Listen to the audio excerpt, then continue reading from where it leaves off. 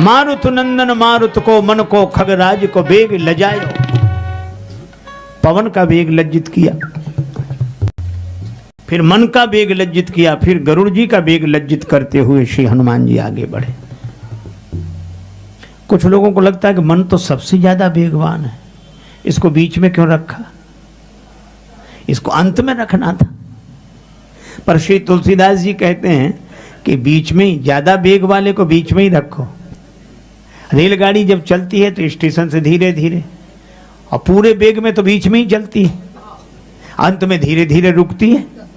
तो हनुमान जी ने पहले पवन का बेग लज्जित किया, बीच में मन का बेग लज्जित किया, फिर गरुड़ जी का बेग लज्जित करते करते धीरे धीरे उतर गए, रुक गए।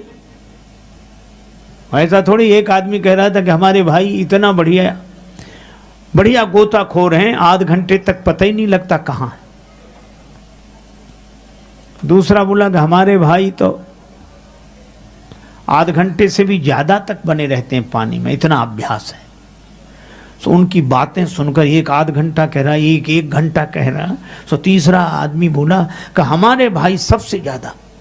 कैसे? बोले बहुत बढ़िया गोताखोर। क्यों? बोले जब से डूबे हैं आज तक निकले ही नहीं है।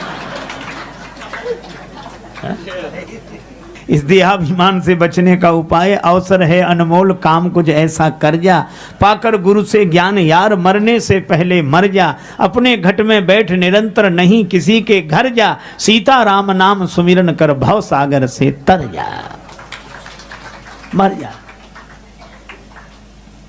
अच्छा देखो, नदी में जब डूबता है जिंदा आदमी डूबता, मुर्दा नहीं डूबता। जिंदा हाथ पांव हिलाए बिना नहीं रहता, मुर्दा ना हाथ हिलाए ना पांव, आराम से पार हो जाता है। मस्त राम मुर्दों से बोले हमको कुछ बतलाओगे, मुर्दों में से एक मुर्दा बोला मर जाओ सुख पाओगे। एक राजा ने एक महात्मा से कहा कि नंबर 1 का सौभाग्य हमें बताओ, नंबर 2 का सबको बताना। महात्मा बोले नंबर 1 का सौभाग्य तो खत्म हो गया, नंबर 2 का ही बचा है, कहो तो बता दें। हाँ बताओ। नंबर 1 का सौभाग्य था कि तुम पैदा ही न हुए होते, और नंबर 2 का सौभाग्य कि जितना जल्दी हो सके मर जाओ। उसे बात समझ में नहीं आई, और महात्माओं की बात सबको समझ में नहीं आती। ये इतने महापुरुष विराजमान हैं, इनको जिंदगी का अनुभव है।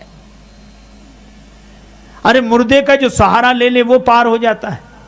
तुलसीदास जी तो मुर्दे का सहारा ही लेके जमुना जी पार कर गए। जिसका अहंकार मर चुका है उसका सहारा ले लो, वो स्वयं पार होगा, आपको भी पार करेगा।